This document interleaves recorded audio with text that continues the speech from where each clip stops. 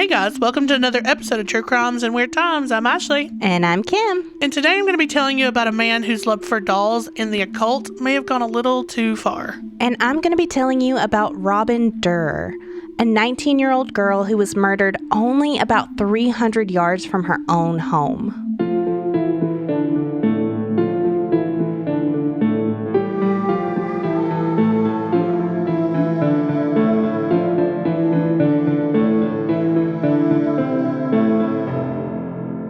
Robin Durrer was born October 23rd, 1961 to Ron and Rhonda Durrer. And I love it when family names match up. I know, that's what I was thinking. I love it. All R's.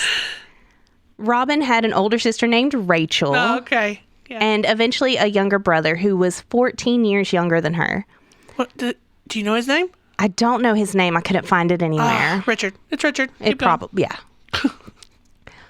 Robin was born prematurely and was developmentally delayed, which Robin's mother blamed on the chemicals that she worked with in the charcoal factory laboratory while she was pregnant. Oh, one, I didn't know there were charcoal factory labs. I didn't either. But it also makes sense.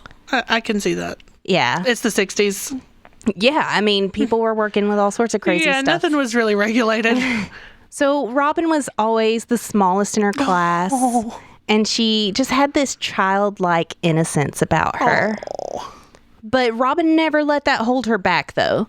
She was strong-willed. She was very determined. She loved to be independent. Oh, good. She loved to talk to people. And everybody around the neighborhood knew if Robin was out riding her bike, they better be prepared to stop and chat if they were outside. Because she loved people. She loved making people smile. And she had just absolutely no fear of strangers. No, I love that. She also loved being outside. And she would sometimes sneak out at night to dig for earthworms. And she would sell them for spending money. Oh my God, I love this child. I know. She also loved animals. And at the time of her disappearance, she had actually taken to sneaking the occasional cigarette. As teenagers do. She was also about to graduate from Hamilton Township High School, and she was already planning her graduation party. Oh, wow. On September 9th, 1981, Robin was 19 years old, and her mother needed to go to a tax preparation class, while her father was out visiting members of the Roar Road Baptist Church. So after the family had dinner together that night, Robin was left at their home in the village of Reese, Ohio, to babysit her 5-year-old brother while her parents went out. I already forgot she was 19. Yeah. By the way you were talking about her, like I'm still picturing a child. Yeah, she's 19, but she is very childlike in her developmental. Yeah. So her parents go out for the night. They let Robin stay at home with her little brother to babysit, which I know I said she is developmentally disabled to some extent, but clearly she was, okay enough to watch her brother. Right. Okay. However, it isn't too long before Robin decides, I'd rather go get a snack. So she takes her little brother over to the neighbor's house, and then she hops on her yellow and brown 10-speed bike to make a quick trip down to the B&C Market, which was a local market that Robin visited frequently because it was only about half a mile from her house. Oh, okay. So she could just pop in. She could just ride down there on her bike, get her some snacks, maybe a soda. Yeah. With her earthworm money and come back home. At 7:30 p.m., witnesses saw Robin at the store buying a candy bar and a soda. She then talked with some friends for a bit before getting on her bike and heading back towards home. At 7:40 p.m., another witness saw Robin on her bike near a railroad overpass that wasn't too far away from the store. Oh, so okay. she was still kind of heading home. Okay. But that was the last time that anyone saw Robin Durrer alive. God. When Robin's parents returned later that night, Robin's school books were still spread out on the floor in the living room where she'd been studying just a few hours before. But there was no sign of Robin. They searched for her for a little while before they finally called police to report her missing around 11 p.m. Now, that was only about 30 minutes after they got home. Right, they okay. really didn't waste any time here. Now, this is one of those smaller cases that I like to do. Yeah. But the downside is there's just not a lot of sources for me to go through. Because they either happened a long time ago, the news articles haven't all been put online. Right. You know, just different things. Or maybe they just weren't even that widely reported on. Yeah. But from what I do have, it doesn't look like police actually organized any kind of search party or anything like that to look for her. Is it because maybe she was not teen? It could be, maybe. So, you know, maybe it was because she was 19 and an adult. But, I mean, people in the neighborhood mostly knew Robin. I don't know if the police would have known Robin. Yeah, but I'm sure that parents would have said, you know, hey, she's disabled. This is a big deal. She's not home. But like I said, there doesn't seem to have been any kind of search or anything done by police. That's really strange. And I say that because the next day, on September 10th, Robin's dad, Ron, called the police to tell him he had found his daughter's body. Oh, no. He had been out searching for her when he noticed a spot in the weeds that looked like something had been dragged through them. So he went to take a closer look, and that's when he found Robin. Oh, my God. She was only about 300 yards from the back of the family's property near a railroad track in a wooded area. So, yeah, if they had done some kind of search, surely they would have found her. Right that close to her home. Yeah. And the fact that her father found her just breaks my heart. My heart went down to my stomach. I cannot imagine. She was found in only socks and her blouse, with her panties and her pants found lying nearby on the ground. Her bike was propped against a nearby tree. Robin had been raped and then killed by blunt force trauma to the head, most likely with a tree branch. Oh, my God. DNA was taken from her body, but since it was the early 80s, there wasn't a lot they could do with it yet, so they just kept it until the technology was there to test it. Okay, well, at least they did that. Yeah. Investigators say that the murder occurred in a wooded area that was known for drug transactions and is often the location where stolen items and vehicles are recovered. Oh. So it was not a good place to be. They believe Robin either met someone in the woods that night or she was lured there on her way home. Robin's parents and detectives believe it was her trusting nature that led her to being lured into the woods. It's exactly what I pictured. Because she never would have thought the worst. Yeah. She loved people. Loved people. Yeah. They could have offered her a cigarette. They could have said, there's an animal back there. You need to come see it, or it's hurt. Or they even could have just said, hey, do you want to come hang out with us? Oh, God. Because she would have wanted to go hang out with other people. That makes my stomach turn. I know. Police initially look into a man who made deliveries to the store Robin frequented.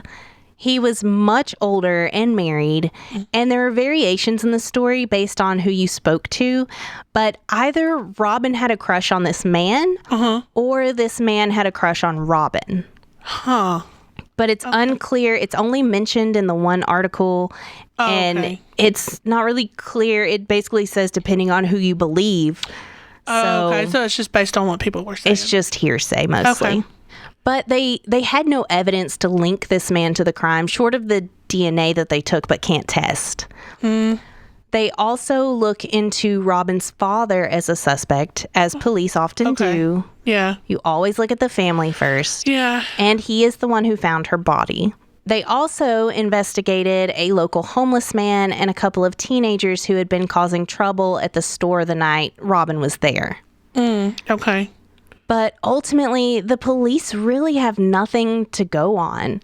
And the case goes cold for the next 16 years. Oh, God. Her poor parents. Her poor whole family. I know. Then in 1997, police took DNA samples from both the man at the store and from Robin's father, I assume any other suspects they may have had, and they compared them to the DNA they had gotten from Robin's body. They were able to officially rule out both men as suspects. Neither one of them matched, which means that the investigation was back where they started. Yeah. They have minimum evidence and just no suspects at all. And after 16 years, I mean, what else could you find? I know. There's no crime scene to go investigate anymore. There's just nothing. And that's where the case remains to this day. It's been almost 40 years since Robin's murder, and police are no closer to closing this case now than they were when it happened in 1981. Oh my God, that's so frustrating. And probably the most heartbreaking part of this story is that shortly before Robin was killed, she had been complaining of backaches. During her autopsy, a large tumor was found in her right kidney that had already metastasized. Oh my God. Meaning, if she hadn't been murdered, Robin probably wouldn't have had much time left. Which just made things that much harder for her family. And there's a quote in the Columbus Dispatch by Robin's mother that says, "So I want to say to the person who killed her, you son of a bitch, you killed her for nothing. She would have died anyway." God, that hurts so much. I know, that broke my heart. Now, while I was researching this case, I came across another eerily similar case that happened only a half an hour away from where Robin was murdered, about 2 miles north of Dublin, Ohio. And police have either never linked these cases or they haven't publicly linked these cases. Either way, it was similar enough to me that I wanted to tell you guys about Joanne Lynn Hebert. Like Robin's case, this case was not widely known or covered, so there's not a lot of information out there about it. But I still wanted to give you the information I did have just because it blew my mind how similar they were. On July 22nd, 1981. It's the same year. It is the same year. It's just a couple of months apart. God. Yep. July 22nd, 1981. 14-year-old Joanne asked her older brother if he wanted a soda before heading out to the local tag market on her reddish-orange 10-speed bike. Oh my God. Joanne was last seen around 5 p.m. using the payphone at the market, but nobody knows who she was talking to. Even her parents have no idea who she was talking to on that payphone. When the store closed at 8 p.m., Joanne's bike was still parked outside, but there was no sign of Joanne anywhere. After that, the bike disappeared. Now, it's unknown if the bike was just stolen or if the assailant came back and took the bike. But either way, it was never found. Okay. When Joanne didn't come home by 11 p.m., her family went out to search for her. But by 2 a.m., they'd had no luck, and they called the police to report her missing. Okay.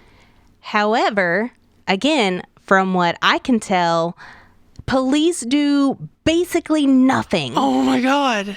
They actually tell Joanne's mother that she's probably a runaway. Oh, come on. And that's about it. There's no search. There's no investigation. Police just kind of brush it off.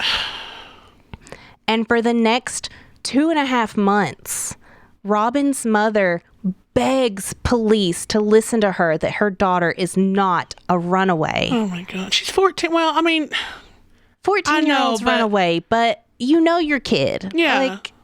And maybe she had a history of running away. I didn't find anything about it. Still, it's good. Still, I hate yes. that. Yes. So this whole 2.5 months, her mother is begging police to do something, and they just don't. Until September 29th, which was just 19 days after Robin's body was found. 3 weeks. Not even 3 weeks. Yeah. Oh my God. A squirrel hunter discovered Joanne's partially decomposed body in a wooded area. She was wearing only her shirt and bra with her pants found on the ground next to her. Joanne had been raped, and she had a fractured skull from being beaten with a blunt instrument. And police didn't link that together? Nope. Unlike Robin, Joanne was a shy child, and her family says she never would have went anywhere with a stranger. So police theorized that she knew her assailant, which maybe that's why they never linked the cases. Yeah, but that doesn't necessarily mean she could have just been snatched. Right. Yeah.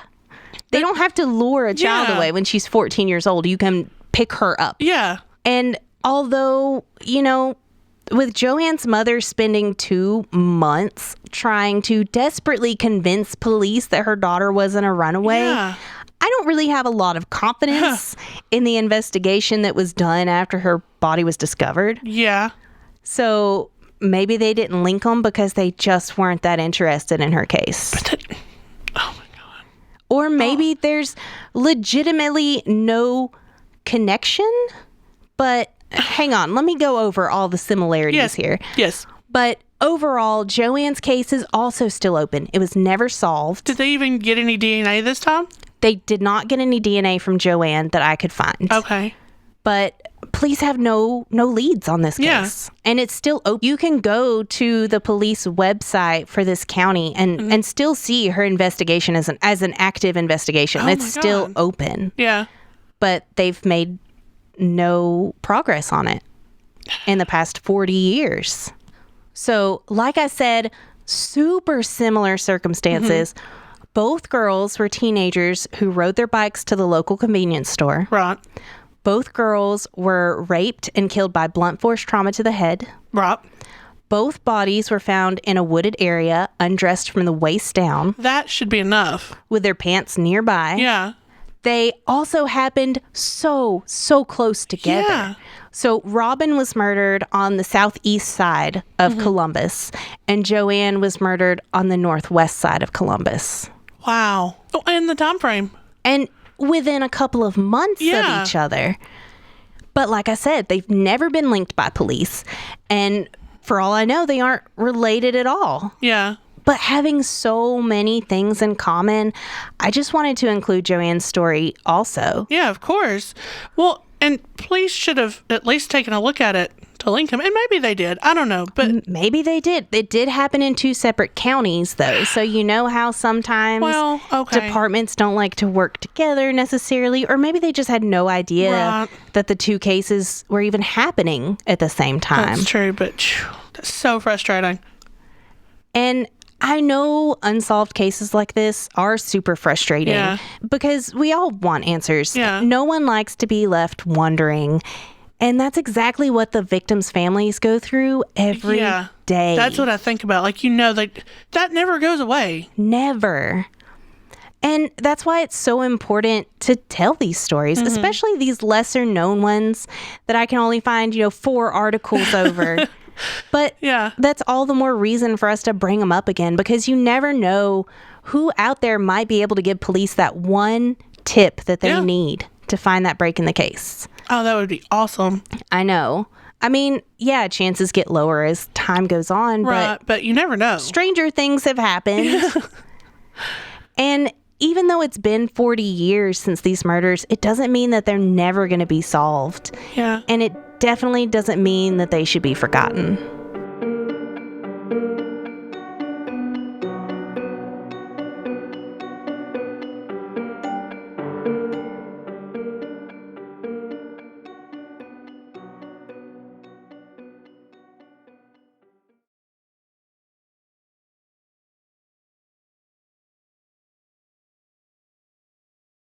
Before we start the second half of the episode, we just wanted to give a quick shout out to our newest patron. Lisa Dahlstrom, who is one of our newest stalkers. Thanks, Lisa. Thank you.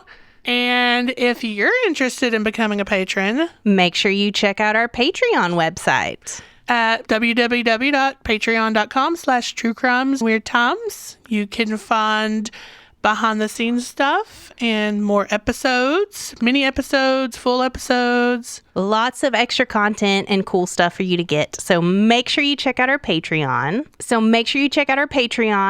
And it's time to get on with the show. Ooh.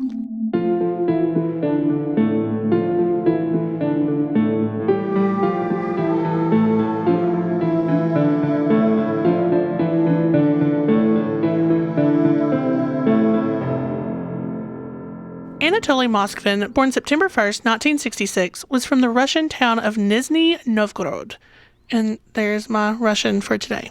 His parents knew at an early age that Anatoly was actually really intelligent, like super intelligent. And he goes on to be super intelligent because that's what intelligent kids do.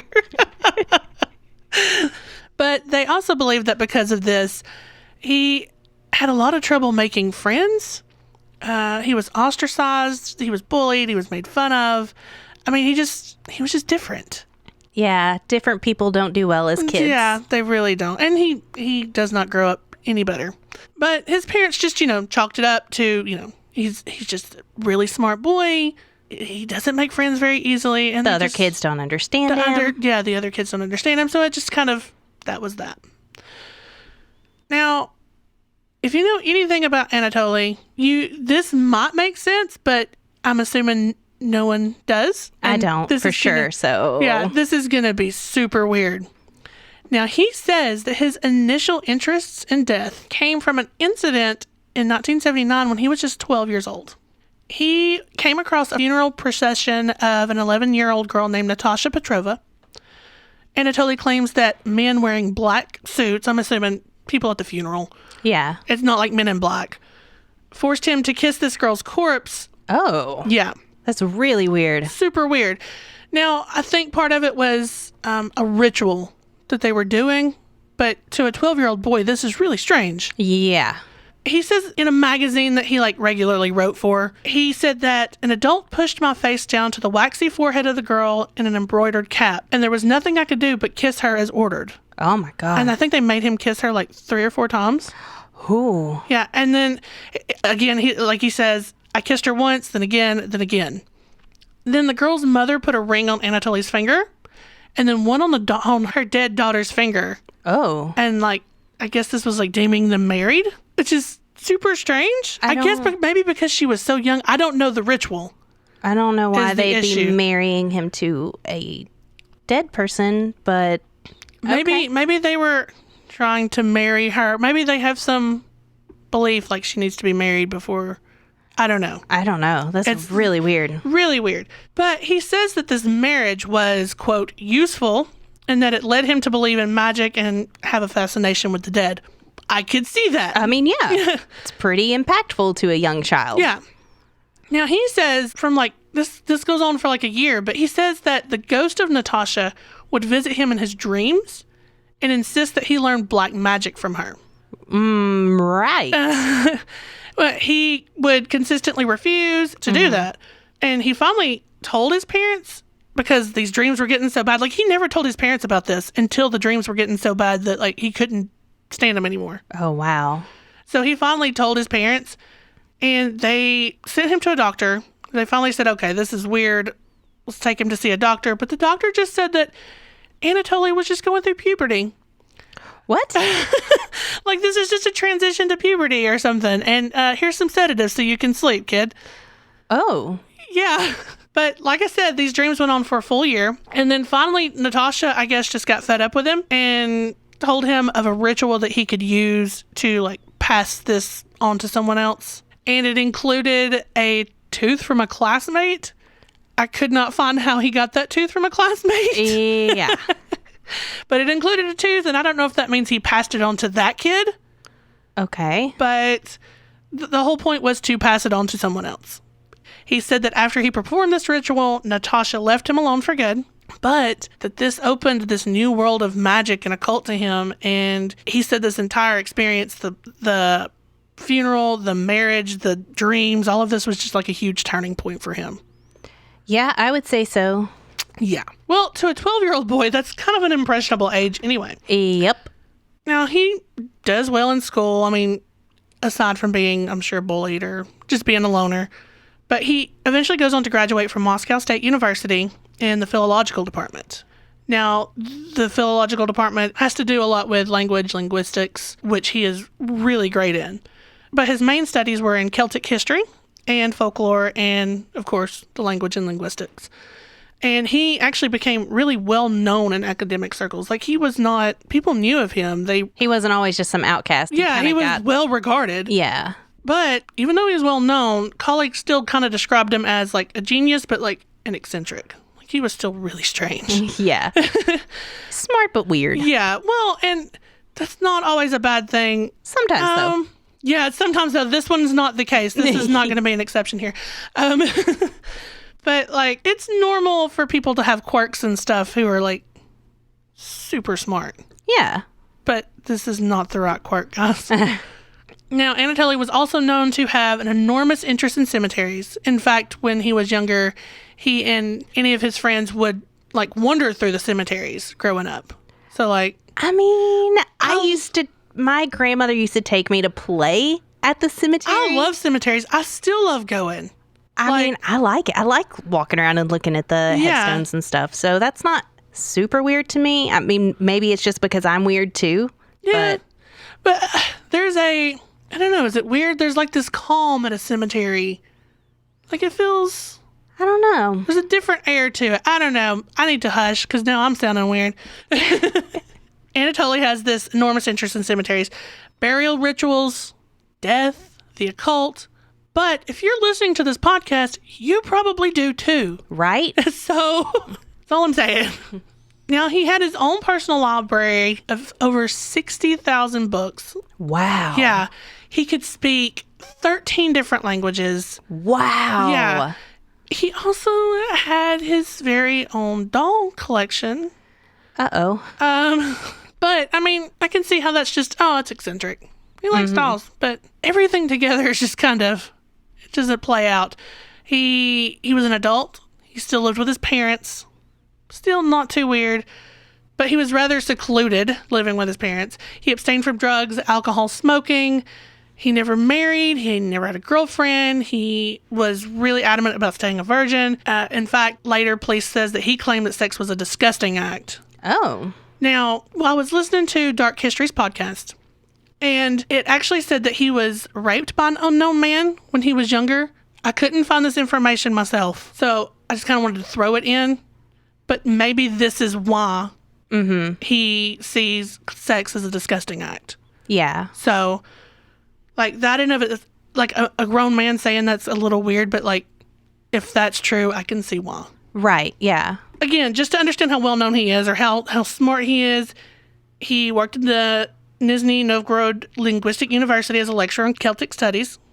He spoke the 13 languages. He wrote numerous books, papers, translations. He wrote articles in newspapers and books and magazines. He worked as a journalist, as a freelance journalist. I mean, it's very clear he's a very smart man. People trust his knowledge. Yeah. Anatoly even describes himself as a necropolist. I assume someone who's interested in studying the dead. It sounds like it to me. And by all accounts, was considered an expert on local cemeteries. Because, I mean, that's what he did. He loved cemeteries. Makes sense. Yeah. And he was actually commissioned to summarize and list the dead in more than 700 cemeteries in 40 regions of the Nizhny. Wow. Yeah, he claims that between 2005 and 2007, just 3 years, he went on foot and inspected 752 cemeteries.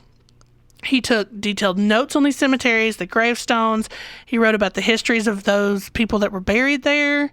He even posted a documentary series about his inspections called Great Walks Around Cemeteries. Oh. I would actually probably watch that. I mean, I probably would too. Now, he says while he was doing all of this, he claims that he was walking like 20 miles a day on foot. Like, I mean, obviously walking. Walking on his own feet. I know, it's wild, right? But he would sleep in haystacks. He would sleep in abandoned farms or just sleep in the cemeteries themselves. That's pretty weird. Yeah. He even spent the night in a coffin that was being prepared to use at a funeral like the next day. Okay. So he's had a lot of experience with the dead, I suppose. Yep. But I love cemeteries, but I don't know if I love them that much. I don't love them that much. Now, also around this time, Anatoly was often stopped and questioned by the police as they suspected vandalism or theft in the cemeteries. But Anatoly, he was never arrested because he had the story of working on the story and his academic work as his background. He was like, no, I mean, I'm here just doing work. Yeah. So, but I'm not quite sure he wasn't already doing something strange. I mean, with what we're about to find out, it's entirely possible. Now, this work was never published, what he was doing, because the editor of a paper that he was writing for deems this work too, quote, unique and priceless. Is that code for it's too weird, we're not going to publish that? Maybe? Huh. I don't know. But maybe with his history, too, they might not just... If they use that, it's not going to look really good on them. That's true, yeah. So, But, however, within 2006 to 2010, Anatoly was publishing articles in local newspapers where he wrote pretty extensively about the history of the Nizhny cemeteries. So there's plenty of work out there from him on it. Now, it was 2011, and police were starting to investigate some grave desecrations in cemeteries in this Nizhny region. It had actually been going on for a couple of years, at the very least, but this is when locals started to discover graves being desecrated and going to the police about it. Sometimes they were desecrated, sometimes they were just completely dug up. Yikes. Yeah. Now, police theorized at first that it was some kind of extremist group, but their leads were going nowhere. They couldn't find any groups that would even do this, and the graves were still being messed with, so no one could really explain it. However, finally, after a terrorist attack at an airport in Moscow, police began to hear of Muslim graves being desecrated in Nizhny. This finally led them to a cemetery where someone had been painting over pictures of dead Muslims, but not, damaging any other part of the grave. So at first they thought this was a hate crime. However they did it, they were able to finally trace this back to Anatoly. Okay. 8 officers went to his apartment and apprehended him because of the Muslim graves. But when they entered his home to gather evidence for this, they found a lot more than they were expecting.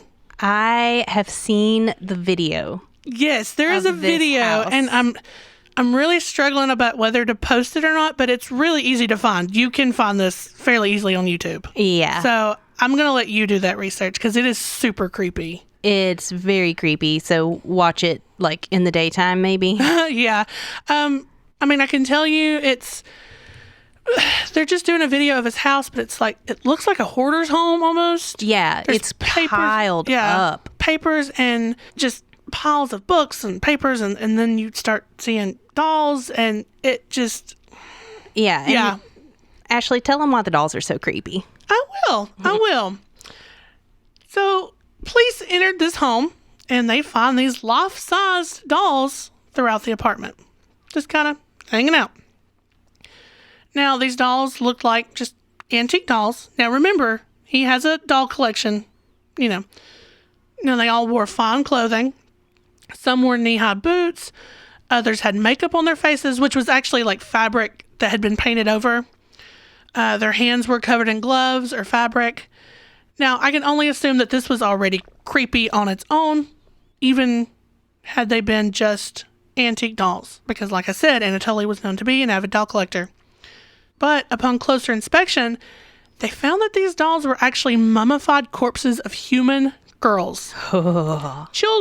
Girls that ranged from about 3 years old to 12 years old. Which is insane. Yeah. Super, gross. But here's one of the worst parts, because I can almost picture it. When one of the officers moved one of these dolls, one of these bodies, it started to play music. Oh my God. Because it turns out Anatoly had actually embedded music boxes inside of the chests of some of these dolls to play music. What? They found 26 dolls, 26 corpses in all. They also found photos and plaques that had been taken from gravestones themselves, which authorities eventually believed came from at least 150 graves total. They also found doll-making manuals. They found maps of local cemeteries. They found clothes. They found toys. Like I said, these bodies were playing music. Some of them were found to have music boxes or toys inside of them, so they made sounds or music. Anatoly had also placed personal belongings and clothing inside of the bodies. One body had a piece of her own gravestone with her name written on it. Oh my God. Another one had a hospital tag with the date and cause of death inside. Another one had a dried human heart still inside of it. What? Yeah. And I'm assuming it probably, the body probably came that way, but he had a connection. He kept it there. He kept it there. I feel like he kept it there on purpose. So here's what Anatoly was doing with these bodies. He would stuff the corpses, which were already decaying at this point. Because he was digging these up. Yeah, he wasn't killing these girls. No, he was digging not up bodies. Yeah, not that it's any better, but right. Yeah, he did not kill these girls. He was just digging them up. He would stuff their bodies with rags. I guess what's the word? like a taxidermist. Oh, God. I mean, I know I hate to say it that way, but like, then he would wrap nylon tights around their faces or just create faces to place onto them, where he would paint eyes, nose, mouth, features, you know. He even admitted to inserting button or toy eyes into the corpse's sockets so they could, quote, watch cartoons with him. Anatoly told authorities that he loved, quote, his girls. Oh, my God. But there were some that were placed inside his garage that he had grown to dislike. Like, I guess, like, okay, look, I'm trying to think in the mind of a crazy person, and, like... It's hard. It's hard, but, like, I picture something really warped, like she said something wrong, and he's like, get out of my house. You're banished to the garage. I guess. I don't know. He claimed that he had no sexual attraction to them. He just considered them to be his children. He spoke and he interacted with these dolls. He sang songs to them. He watched cartoons with them. And he even celebrated their birthdays and holidays with them. Like you would with your children. That is some next level crazy. Yeah. But like, what is possessing this man to do this? Like, this is crazy. Now, he admits that he dug up the graves of these girls because he was lonely. Yeah, but maybe like an alive person would be better for that. Maybe. A dog. You could get a dog. Yeah, animals exist. They'll watch cartoons with you, I'm sure. Yeah. Now, he said that, yes, he was single, but his biggest dream was to have children, specifically a daughter, and that he didn't make enough money to be allowed to adopt. Like, he tried to adopt a child at one point, and probably for the best, he was denied because he didn't make enough money. He also claimed that, like, he dug up these bodies because he was waiting for science to find a way to bring back the dead. We got a long wait on that one, I think. Yeah, I think so. So he would preserve these bodies in salts and baking soda and then, like, you know, wrap them really tight to, like, preserve them. Just in case they come back to life one day. Just in case, yeah. But he also kind of believed that it was possible to bring them back with black magic. Oh. Yeah. Maybe because of what Natasha said when he was a child in his dreams. But also, like I said, he was an expert of Celtic culture and rituals. And he learned that ancient druids slept on graves to communicate with the spirits of their dead. And he also learned of the Siberian Yakuts, who had a similar practice of communicating with their dead. So he said that he would search through these obituaries of recently deceased children. And when one, quote, spoke to him, he would find the grave and sleep on it to determine whether or not the spirit wanted to be brought back from the dead. Like, he's sleeping on kids' graves. What? Yeah. Now, he says he never dug up a grave without the permission of the child. Okay. But as he began to age, it was getting really hard for him to sleep on these graves, like on the dirt, on the ground. Like, it physically hurt. So he would just dig them up and bring them home to sleep near them, hoping that his home would be a more comfortable area and they would speak to him easier. Yeah. Now, Anatoly claimed that he had been making these dolls for over the course of 10 years, which 2011, that would be, 2001? So, yeah, this is about the same time he's doing this research in cemeteries. Yeah. So what's he really researching in the cemeteries then? Yeah. But remember, he lived with his parents. They claimed to have no knowledge of what he was doing. They thought that he was just making dolls, like that was his hobby. That was his thing. I mean, it kind of was. They're not wrong. Now, apparently they were away for long periods of time, too. So, like, this did give him time to do things like this, I'm sure. And he probably had his own space in the house. Oh, too. yeah. And they also claimed that they had seen the dolls before, but they never, like, assumed there were dead bodies in them. Well, yeah, who would? They just, like I said, they thought it was just a hobby. He also stated that he was aware that he had been committing a crime by digging up these bodies. He knew that he was doing wrong. But he felt as though the dead children were calling out to him, and he thought he was rescuing them, and that it was more important than the law. I know I've been saying wow a lot, but that's all I got for this guy. Wow, right? Yeah. So Anatoly Moskvin was arrested on November 2nd, 2011, and was charged on numerous counts of desecration of graves and dead bodies. Now, this only has like a 5-year sentence in prison. Oh, wow. Yeah. It's Russia. I don't know. Okay. However, in a hearing on May 25th, 2012, They deemed Anatoly unfit to stand trial. I could see that. But if he knows he's doing wrong, I don't know. That's a weird parameters. one. That's a gray line right there. But instead, he was sentenced to coercive medical measures and was sent to a psychiatric clinic where he was receiving treatment. Which, if he truly believed that these little girls were speaking to him, that's probably where he needed to be. Yeah, that sounds like a good place for him. Yeah. A hearing extended his stay to April 2014, and then another again to July 2015. And in September of 2018, Anatoly's doctor stated that he was no longer dangerous and requested him for outpatient care. But in February of 2019, a psychiatric evaluation found that it was still too early to release him, and the hospital withdrew their petition. So as far as now, he's still in the psychiatric facility. His parents actually live alone, and they're pretty much ostracized from the community, which is kind of sad, but like, I don't know if they actually knew or not. I don't know. And I mean, judging by the state of that house in the videos, like, I mean, they seem kind of maybe reclusive anyway, or maybe that was all, I don't know. I don't know.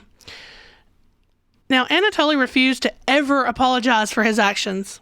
He says, quote, "They buried their daughters, and this is where I believe their rights over them finished. So no, I will not apologize." Wow. He also told parents of the victims that, quote, "You abandoned your girls in the cold, and I brought them home and warmed them up." Ew. Yeah, isn't that gross? Like their soup. Yeah, like, no. And lastly, he also requested that the girls not be reburied too deep because if he gets out, he's just going to dig them back up. Okay, well, I understand why he's still in there then. Yeah. Yeah. So that's Anatoly Moskvin and his Russian dolls. Wow. Yeah, isn't that messed up? That is insane. And guys, if you want to go watch that video. Yeah, watch the video. I don't think I'm probably going to post the photos either, mainly because they're kids. They are kids, It's a little strict, but again, it's very easy to find. It's not hard to find. Mm-hmm. Ugh. In fact, I was telling Kim about it. I was looking up some research while I was waiting on my food at a restaurant, and the waiter came up behind me and saw one of the pictures, and and I decided not to research anymore. Yeah, we don't research in public. I forgot that rule, okay?